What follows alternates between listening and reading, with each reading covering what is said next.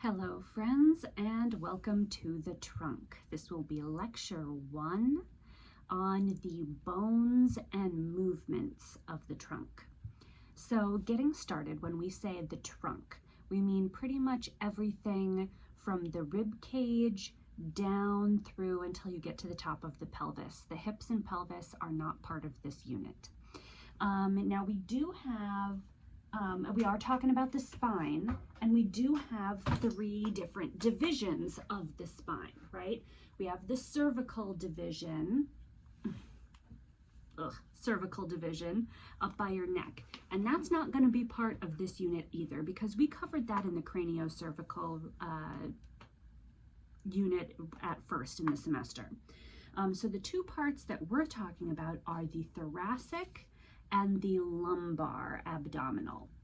So when we say the thoracic part of your trunk, we're really talking about all of the area and the vertebra and the zone that has ribs. So you have 12 thoracic vertebrae starting at the top, 1, 2, 3, 4, 5, 6, 7, 8, 9, 10, 11, 12, and each of these has a rib coming off of it. The ones up here have what we call a true rib.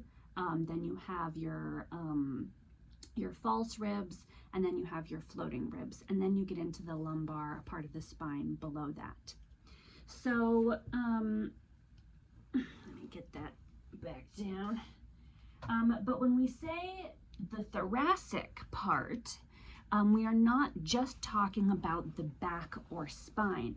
We're talking about the whole cavity of the body that has ribs. So including like the chest area, the sternum or breastbone, all of that whole area front to back is the thoracic area. And then below the thoracic cavity, we have the abdominal cavity, which is also where you have the lumbar spine.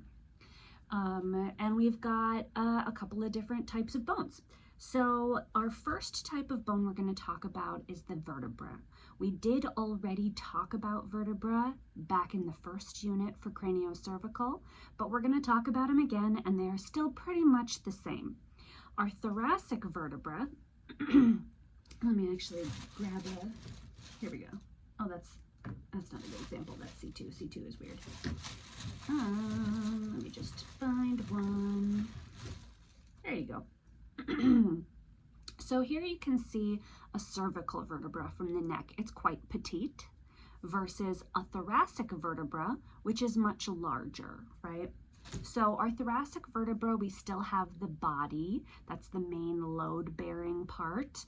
We have the vertebral foramen that the spinal cord goes through. And then you have your your 2 types of processes. The spinous process is the part that sticks back into your back, so that if you look at someone's back or they bend forward, you see the little spine bumps on their back. That's coming from just the tip of this spinous process. And the actual spinal cord is much deeper in the body, but this little guy is the spinous process. We then have our transverse processes, right? And so these are over here, and these serve as muscle attachments. So we have our spinous process and our transverse processes. And in between them, we have this groove. This part is called the lamina, and the channel that it forms going down here is the lamina groove. So a lot of our muscles of the spine, like our paraspinal muscles, our transversospinalis muscles we're going to talk about, they all live in and along and on top of that lamina groove. And that's what that is. We have some other bony landmarks of note, however. There's also facets. So if I take, that was a thoracic, okay, here we go. So here's my thoracic vertebra, and we remember how much bigger it was than the cervical. And here's my lumbar vertebra. It's even a little bit chunkier than, the thoracic. You can see the body is larger, and the little wingding, weird-looking bits are also broader and larger. So when I have my vertebrae, so I've got a couple of lumbar vertebrae here, and then I've got this little silicone piece is meant to be an intervertebral disc. There we go. So you can see that there's these bits that overlap each other, right? So now you can't, like, this model doesn't line up. I don't even know if these are the correct vertebrae that are supposed to be next to each other, but you can see that there's this overlap, and this here is where this is the joint space of the vertebra. This is not considered the joint space. This, because this disc is in the way, this cartilaginous disc. So this isn't a true articulation, even though, yes, these bones are adjacent to each other bone-wise, and they do pass our weight and force through them. The facets here, these are considered the true joint spaces of the spine. So these are synovial joints. These are what get that pop, like popping your knuckles if you adjust your back. And so we have 4 on each vertebra. We've got the left and the right. I don't know if the video is going to flip that around. Just assume that it's left and right for you. So we've got the client's left and right. And we also have the upper and lower. So that makes 4, right? Lower left, lower right, upper left, upper right. And so that little articulation, that smooth, teeny tiny little joint space, that is the facet of the vertebra of each vertebra, right? And again, we've got our lower facets left and right and our upper facets left and right. And it's just that little overlapping spot right there. And all of our vertebrae have this. You may remember this from the first unit. They have it in the thoracic as well. Here you can see the upper facets where the next vertebra would be overlapping over the top of them, and then on the back you have the lower facets where it would be overlapping the top of the next vertebra down, right? So we've got our body, our transverse processes, our spinous process, the lamina groove in between them, the vertebral foramen where our spinal cord goes, and our facets, that's the bony articulations of the vertebra. And that is the case through the whole spine, whether you're talking about our 5 cervical vertebra, our 7 cervical vertebra, our 12 thoracic vertebra, and our 5 lumbar vertebra, all have these same bony landmarks. The reason why it looks like we have a bunch of extra processes in the lumbar is just because the articular surface of the facets is bigger. It's just broader because it's having to hold up more weight of our whole upper body. But all these little wingdings, these wingdings here, these are facets versus here, which are transverse processes. And here's that lumbar spinous process. So that's our vertebra, right? We have, again, 7 cervical vertebra, but that was in the other unit. We have 12 thoracic vertebrae, each one has a rib, and we have 5 lumbar vertebrae. So let's talk a little bit about the rib cage as well. So in the front of our rib cage, we have our sternum, right? And this is coming, the layman's term would be the breastbone, but the proper term is the sternum. And you can't really, well, maybe you can see. It has 3 divisions. It has the top piece, which is the manubrium. It has the center piece, which is the body, and it has a little bit on the bottom here, and that is the xiphoid or xiphoid process. And these are semi-separate when we're born, and they fuse over time as we grow. Now, I talked before about having true ribs, false ribs, and floating ribs. There we go. So what makes the difference is how it's connected to the sternum. So you can see my little centipede looking sternum model here. I have these clear things. This is meant to symbolize cartilage. So Our true ribs have a 1-to-1 ratio where, hang on, let me grab a rib. All right, so where we have,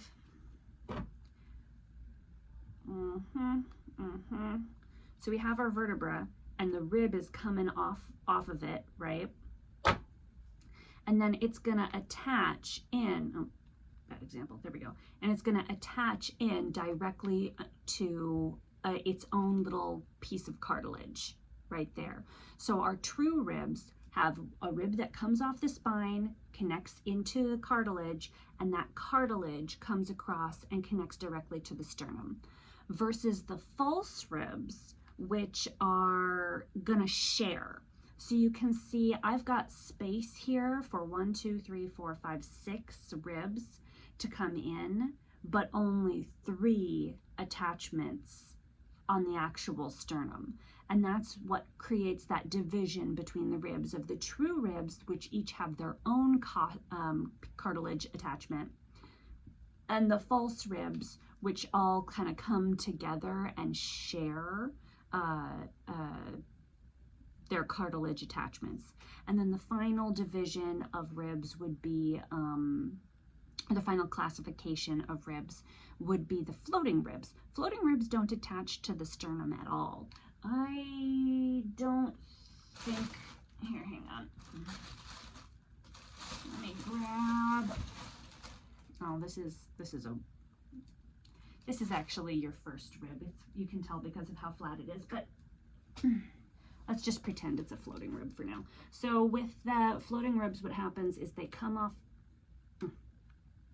the spine and they just stick out into the low back and they're just floating there.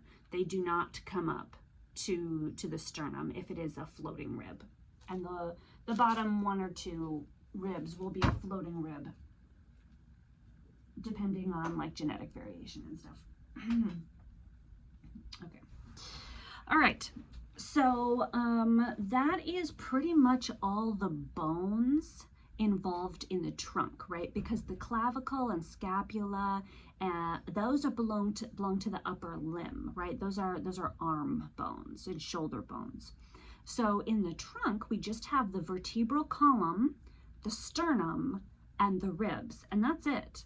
So knowing, like for testing purposes, knowing all the nitty-gritty little bony landmarks of the vertebra and the divisions and everything of the sternum, and oh yeah, bony landmarks of the sternum. So we have, I said the xiphoid process, the body, and the manubrium. And up on the manubrium, we have the sternal notch right up here. And we also have the sternal articulations to the clavicle up here. And then these cartilage bits are the articulations to the ribs. So these are our bones and the bony landmarks. The ribs don't really have bony landmarks because I don't know if you remember this back to last semester or last year, whenever you took this class, whenever you took the Anatomy 1 class. Ribs are not a long bone. They do not have a central shaft with 2 distinct ends. They're actually a flat, or they're considered a flat bone because they protect the chest cavity, and they're just broader than they are thick. You can see they're very flat, like a piece of paper. And they don't really have knobby, distinct ends. So they don't have a lot of bony landmarks. The only thing we really care about with the ribs is we talk about the superior aspect and the inferior aspect of the ribs when we talk about intercostal attachments and some of the abdominal cavity attachments. And that's kind of it. So so at least that's easy. So that's the bones, right? The bones, some bony landmarks, vertebra, sternum, ribs. And now we're going to talk about movements. So I get my, I put him so far away. Okay, here we go. So I have my little guy here, and he is not as flexible as a real person, but it'll do. So the basic single plane movements of the spine are the same in the trunk as they are in the neck. So just like the neck, we have flexion forward, extension backward. We have lateral flexion to the right or lateral flexion to the left, and we have rotation to the right or left, right? So just like in the head, flexion, extension, lateral flexion is like tipping over to the side, and rotation. It's just that it's down lower in the body instead of in the neck. It's the same movements. One thing to note is that when we are looking at those movements, if we're trying to use those movements to assess client pain, the spine is very tricky because each little facet joint only has a very small amount of movement available. And so to get a large motion, you have many joints working together. So bear that in mind when you're thinking critically about any kind of assessment. Oh, I lined my spines up. There we go. Here we go. Now we're all set. So there you go. There is, however, another structure that moves in the trunk besides just the spine, and that's the ribs, which they move for the purposes of breathing. So when we inhale or breathe in, the rib cage expands, but more specifically, it elevates. So even though if you're thinking about a deep, good yoga breath, you're going to think about relaxing your abdominal wall and allowing your stomach to expand. In terms of breathing in the chest where your lungs actually are muscles of inhalation that interact with the ribs pull them up so that so that they're laying down and flat and they pull up to expand. So we inhale, right, to expand. And that's called elevation. So because it's bones that are moving superiorly on the trunk, that's elevation. And then when we breathe out and they sink back down, that's depression. So we have elevation and depression of the ribs. And that is pretty much all of the bones with their bony landmarks and the movements of the trunk. And we will get into more on the next video. Thanks, guys.